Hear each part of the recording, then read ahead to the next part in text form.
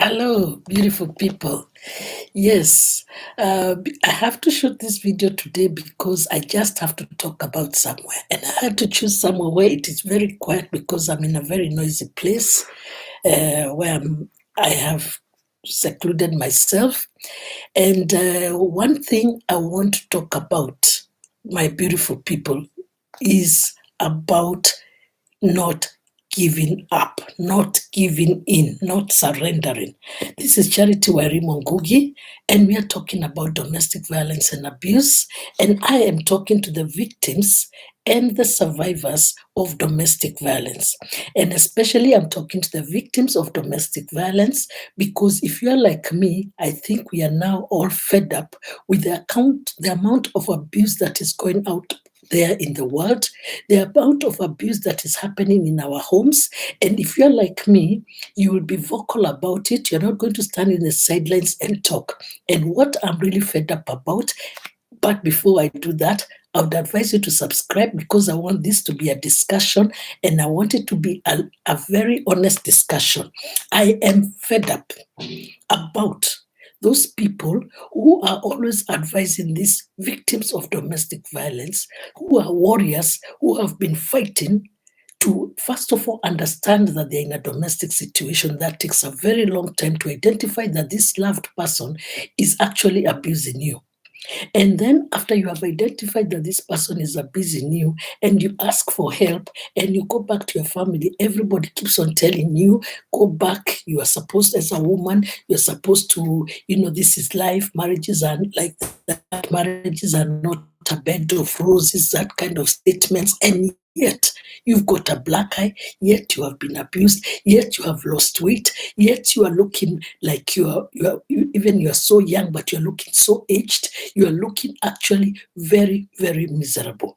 What I do not like is that after you have identified that somebody is an abuser, and an abuser, let me tell you, an abuser of domestic violence is a narcissistic person. This is a person who has actually targeted their victims. They want to dispossess them of their money, of their soul, of their physicality, of their sexuality, of their beauty. They want to make them miserable. They want to make them lesser than be person. They abuse you physically, emotionally, psychologically, financially, and they do that intentionally. So here we are dealing with a person who has done something with an intention to harm another person.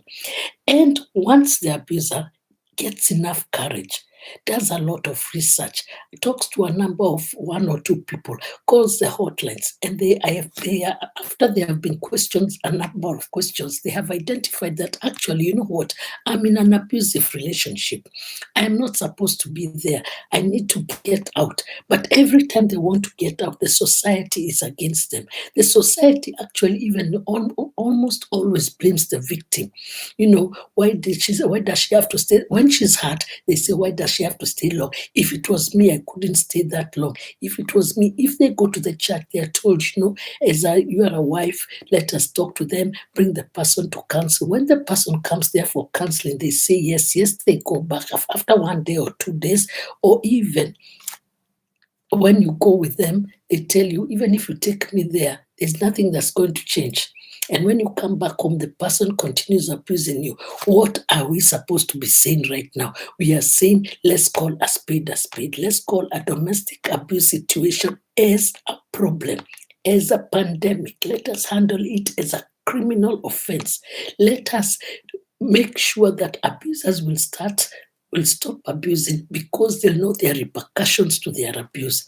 Let us give the victims of domestic violence some form of humanity. Let us be able for them to know that they are not crazy. Because one thing about abusers, they tell you that you're crazy, that you're imagining, that it is all your fault. Whatever, they never take blame. Abusers never take responsibility for any actions they do. Even when they beat you, they say that you made them beat you. There is no excuse for violence. There is no excuse for assault. An assault is an assault. A beating is a beating. An abuse is an abuse. There is no other word for them. So we have to start calling these things by name.